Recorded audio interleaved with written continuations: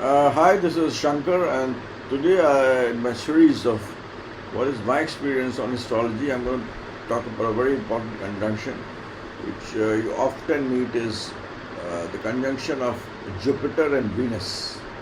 Now, the trick here is Jupiter and Venus together give you the result of Ketu.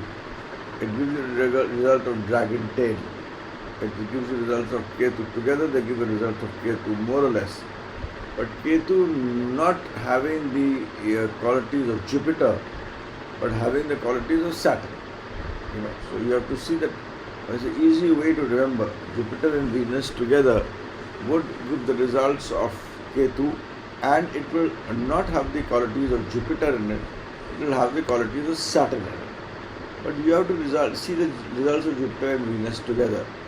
In case of Jupiter and Venus together, I've seen that Venus is dominant, and about 3/4 of the results are of Venus, and 1/4 of the result is of Jupiter. So if you have a Jupiter-Venus conjunction, Venus is going to be dominant. So it is then, that is how you have to see it. So again, in my system which I follow it's not so much Rashi, it's on the houses. Jupiter and Venus in the first house, if you see, the planet will get exalted in the first house of Aries, the Surya, Sun. The planet will get debilitated is Saturn. The planet which is the lord of that house is Mars. So, and the Karak of the first house is also Mars. Mars and Sun are very important planets in the first house. So here you would see that Venus is not favorably disposed to Sun. Venus is, however, Jupiter is favorably disposed to Sun and Mars. So net here, a person would work hard, do his best, would not have too much of wealth to show, but would be reasonably well off, and in terms of happiness, he would be okay, but he may not do very well in terms of his profession, because here Saturn becomes debilitated, and when Saturn becomes debilitated, Venus does not get help to make its own impact, and therefore professionally it's not a very good place to have. A person professionally will not do well because Saturn is not helping, and Saturn is a planet for profession. And Ketu also becomes, I said, with the Subhava of Saturn. It has got a Saturn orientation there, and again here Saturn is debilitated. Saturn does not help, and when Saturn does not help, profession is not good. However, it will be good for the father, it will be good for your own brothers, it will be good for you'll be mentally aggressive. Having said all that, it will not be good for your profession. And so a lot of things have been said of Jupiter and Venus together in first house is excellent, etc. But it's not there. I will not discuss all 12 houses, and I'll leave it to you to discuss them. Talk about them yourself. Like say Jupiter and Venus in the third house is very good. Now here the woman which is there, because third house is basically ruled by Mercury, and the king of that house is Mars. And there is no planet which is debilitated or exalted there. In the case of the third house means the Rashi we take is Mithun, right? So there is no planet which is actually exalted and debilitated there. So what happens is that here Jupiter and Venus together, where Mars becomes the basic owner, the basic energy in that particular house, the third house, is that of Mars. You have Mercury as the second planet which is there.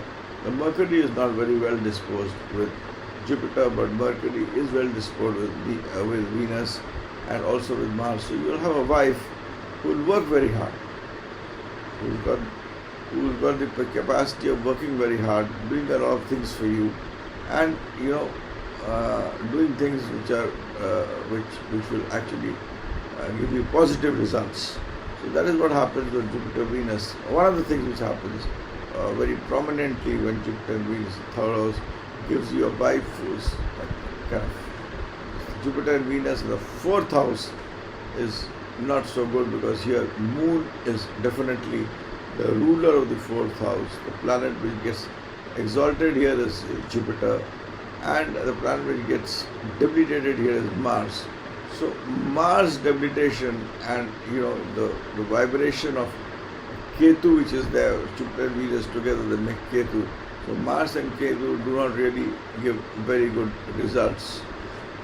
Venus and Moon are not very friendly, because Moon is basically the house of the lord of that house. Jupiter and Moon are friendly to each other, so it doesn't put you on the roads.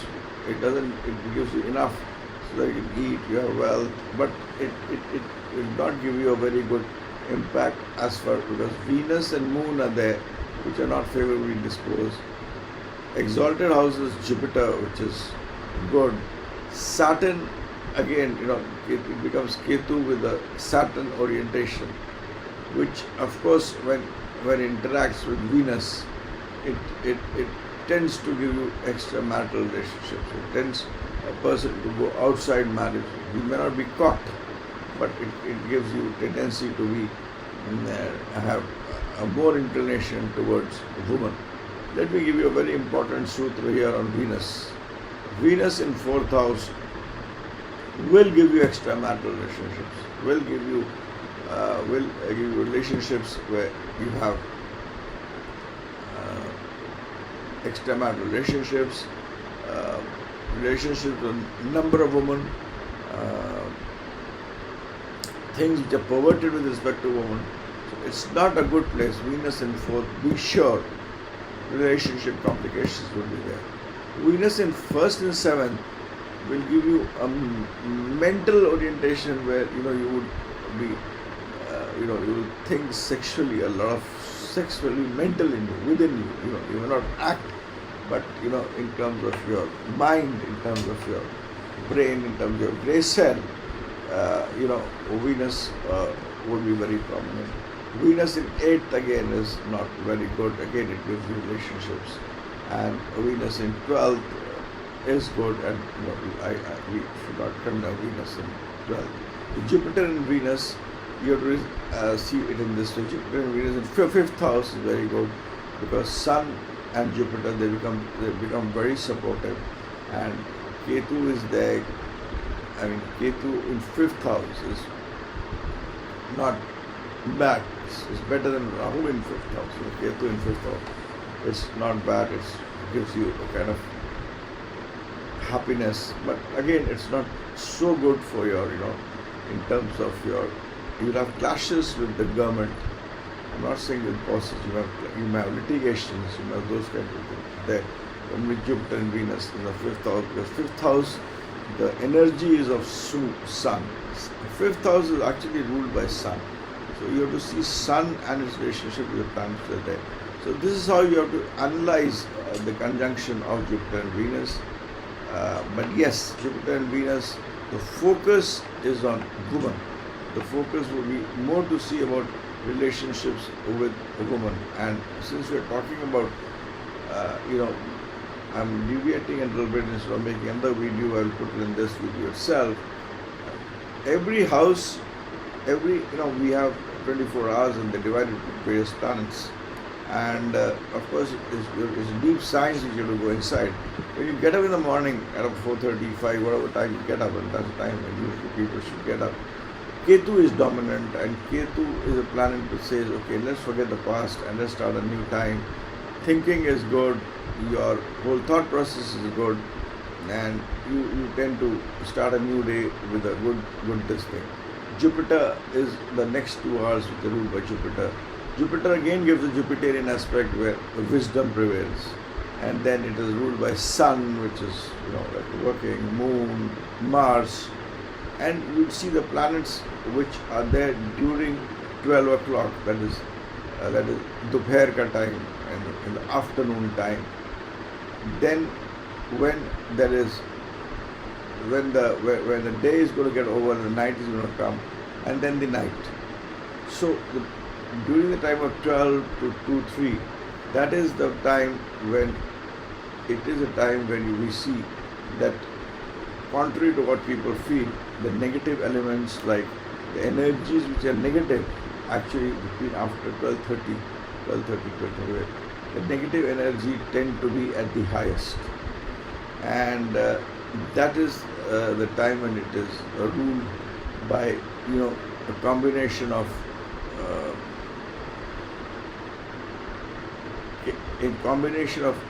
Rahu is there. It's not exactly Rahu, but Rahu gets dominant there during that time. That is the time when Rahu gets very dominant. So anything which is extraneous, the negative energies are at a high that time.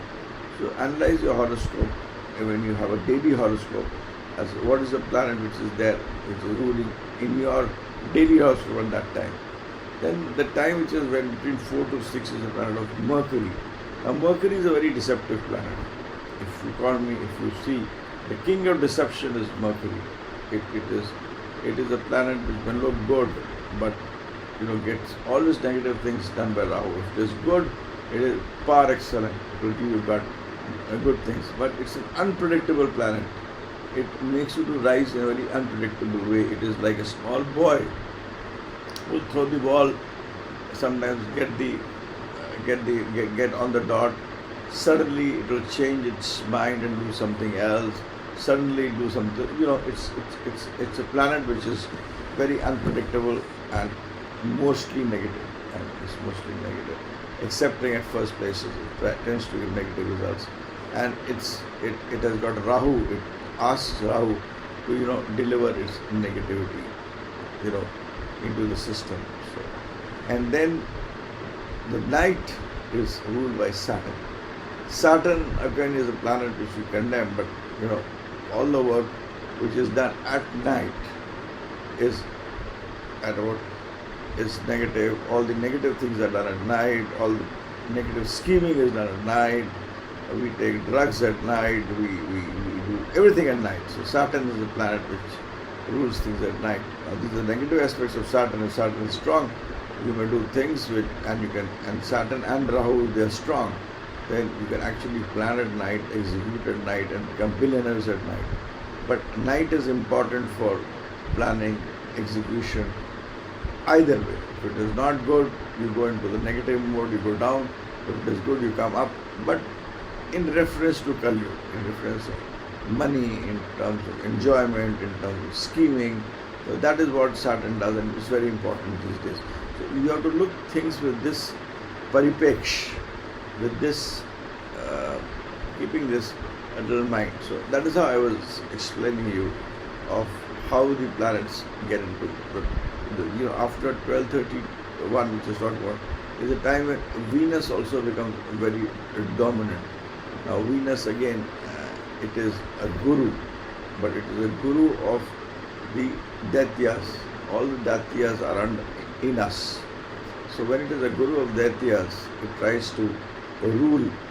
So it's not good. It is good for everything. It is good for money. It is good for show. It is good for wealth. It is good for finance, for beauty, luxuries, which were at one point of time condemned and criticized. It's good for having good women in life.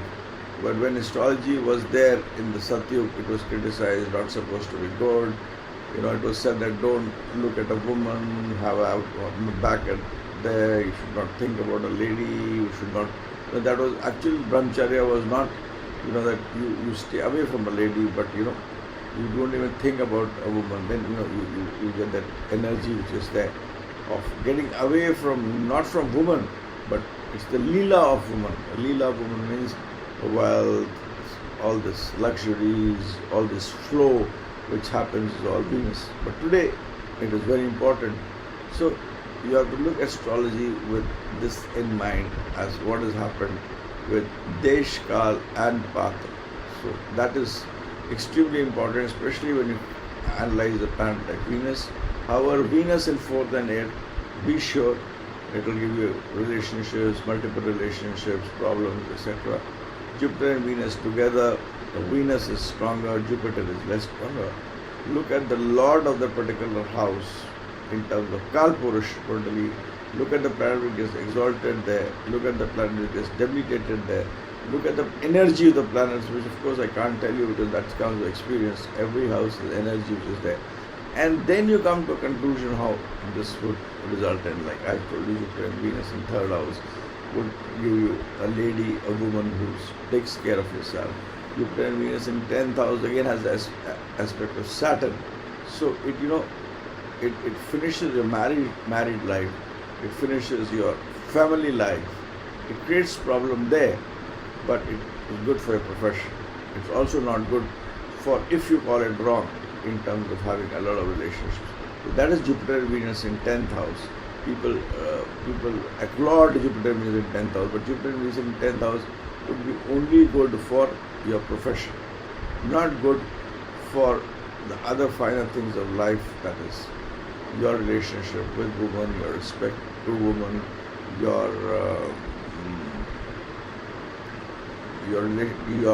respect and other things to your wife, to your family. It is not good for those things. So that is how Jupiter and Venus in 10th house would behave. Similarly, Jupiter and Venus in 9th house, assuming, as for an example, Jupiter and Venus in 9th house, the lord of that 9th house is always Jupiter. And Jupiter reinforces Jupiter, it makes it strong, and Jupiter and Venus together makes Ketu. And you have Jupiter, which is, the energy which is there of Jupiter. So Ketu, Jupiter and Venus in 9th house is very good. It tends to give you, it will give you very good results. It will give you very good results. So that is how it works, and that, I will not go into first house, second house. You analyze it yourself, apply it, and tell me. Like Jupiter and Venus in 9th house, you use Ketu. Ketu and the energy in 9th house. 9th house means Kalpurush 9th house is of Jupiter. So that Jupiter, when it interacts with Ketu, makes you good, makes you a person which has got bhagya, jo ki napatullah hai. You get everything in good quantities. You will have a good fortune, you will have good parents, you will have good parents. So things would come in a good way, in a nice way, where you will be more satisfied. There will not be disbalance. Never think that a billionaire is happy. He may not be happy. So Jupiter and Venus together will give you a very balanced life where things would tend to be in compartmentalized and in right proportion, so that actually the happiness quotient is there. Ketu is a very important planet for happiness. When Jupiter and Venus is there, this Ketu is clocked a little bit by Saturn.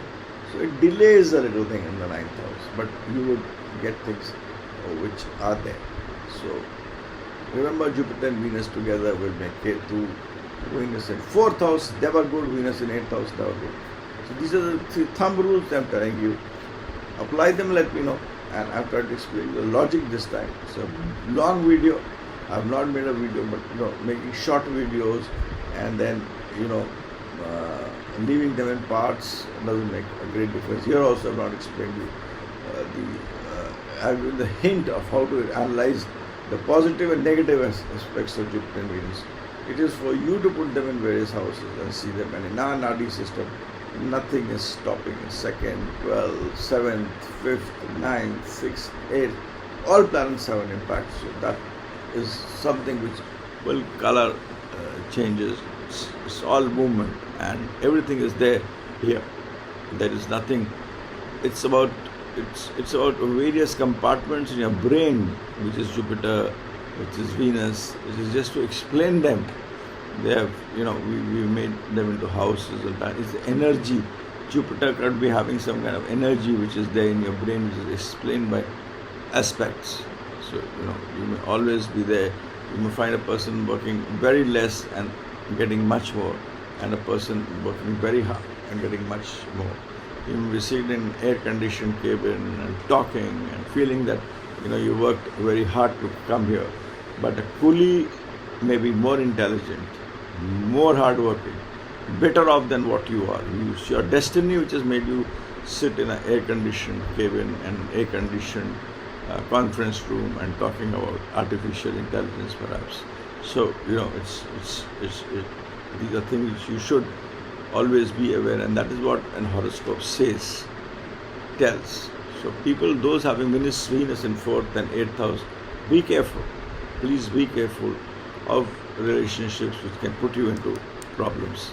Please be careful of that. So that is one thing which I observe, especially Venus in 4th house. And then I've also talked about Jupiter and Venus together in various houses. Also, how to analyze Jupiter and Venus in various houses. And Jupiter and Venus will give you an impact of Ketu, which will have a Swabhava of Saturn. I will have a coloring of Saturn. It will have some amount of Saturn into it built in. So take that also into consideration. And then do your predictions as I've tried to explain you earlier. It's a 20 minutes long video. Nobody hears a long video, but anybody who hears this video fully will benefit. Thanks. Bye for now. This is my love for astrology, my experience that I share with all of you, rather than departing from this world without telling my experiences. It's better to tell my experiences. If you have some experiences in astrology, certain secrets, etc., write to me at connectingstars@gmail.com,